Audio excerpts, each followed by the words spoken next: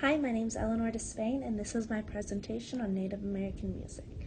While today America's mother of cultures is definitely something that we celebrate, it is no secret that for centuries this was not the case. For most of our history, the culture celebrated in this country has been that of the white man or the true American, and as we can see here, all of these white men and true Americans played the heroes. However, it wasn't history's natural order of events that led to many of Americans' current perceived concept of heroes and our country's history, but through both music and cinematography, American media has significantly misconstrued and misappropriated American Indian history and culture. Through this presentation, I'm just going to discuss the ways in which the American media has misappropriated American Indian culture through both music and Hollywood films. Americans' obsession with the American Indian history really started as soon as the World's Fair in 1851, and as soon as silent films began coming out, we began seeing American Indians in Hollywood and really just all over the screens as soon as films began becoming produced. With more art being produced about Native cultures, this automatically meant that there was a lot more borrowing of ideas from the culture, and we saw it being put into more modern day art, such as still Hollywood films, cartoons. Here we see Peter Pan. And when more things become borrowed, the trickier the line gets between cultural appropriation versus cultural misappropriation. So the Cambridge Dictionary defines cultural appropriation as the act of taking or using things from a culture that is not your own. So while this doesn't necessarily have any negative nor positive connotations, it is just simply a definition of borrowing things from a culture that is not yours. It can get tricky when a lot of borrowing begins to happen because there's a fine line between appropriation and misappropriation. So cultural misappropriation is the intentional theft or intangible cultural commodities by an outsider with the intent to be used for economic gain or intentionally create a stereotype. So when creating art, cultural borrowing is bound to happen, but it is when it becomes cultural misappropriation that it is a problem. And we saw that a lot happen, and we still see it happening with American Indians culture. As you can see here, this is a famous model in the Victoria's Secret fashion show, and she's an outsider of the community in regalia, in Native American regalia. And right here, this is a kid who is, quote unquote, playing Indian and not part of the culture. So that would be cultural misappropriation. Like many minorities in the United States, American pop culture has really been part of what's fueled and fed the misappropriation of American Indians through a variety of different ways. One of these is through singing Red Face, and singing Red Face occurs when a non-Native person takes on the racial archetype of a Native American character through song. And singing Red Face has promoted racial slurs, mock Indian languages, and inauthentic Native American music, as we learned through our textbook.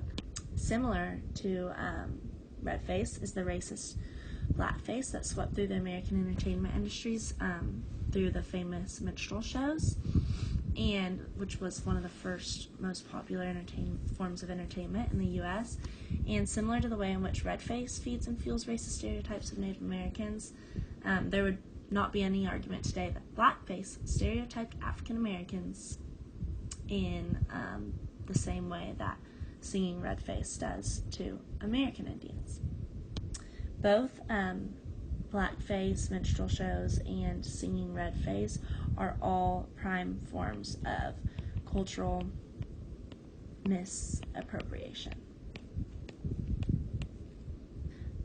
Are both forms of cultural misappropriation in American media that have really fueled and modeled and shaped the racist stereotypes that we still see decades later and that we are still seeing in our society today.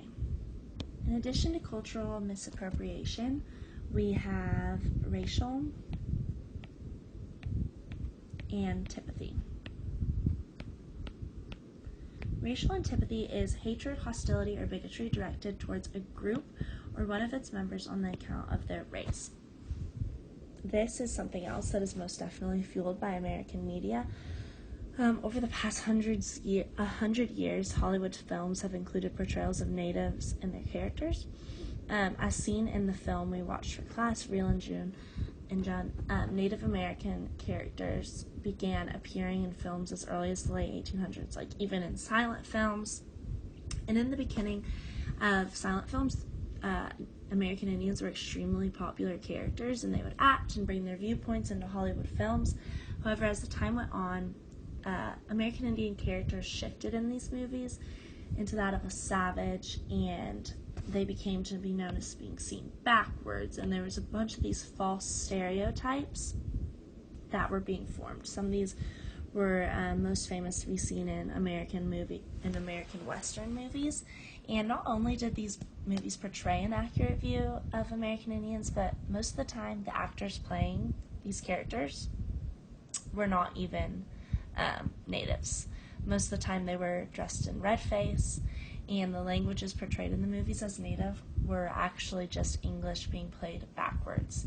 These false, negative, and racist portrayals of American Indians fueled the racial antipathy and views of natives for decades to come. Through all of these inaccurate displays of American Indians in both media and in singing red face, and the continuous cultural misappropriation and false portrayal of Native culture, the American media has really screwed up and created an inaccurate view of American Indians, which has really formed very large confusion as to what the culture is. And it's not that there's a lack of information, it's just a lack of accurate information.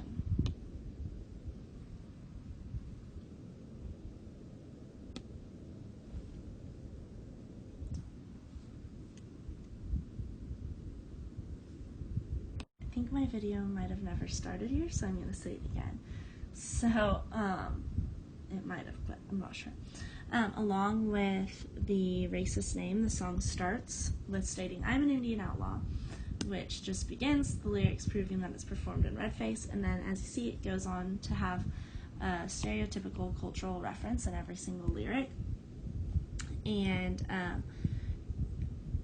along with the racist melody and the lyrics and the music video to go along with it, this song actually ended up reaching Billboard charts. And just think it's really sad that McGraw's song Indian Outlaw is sadly one of the many songs performed in red face that continuously fuel the racism and oppression towards Native Americans. So early Hollywood's portrayal of American Indians, we saw them really using the films as propaganda regarding whatever ideas they were trying to push at the time. In the late 1800s, natives were being portrayed as mythical humans, perhaps trying to make it seem like they didn't truly exist as humans, so that the thought of the Trail of Tears didn't seem so relatable, and it didn't feel as sad to some sympathetic Americans, and it didn't make what the Americans did appear as cruel, because they seemed just like mythical creatures almost.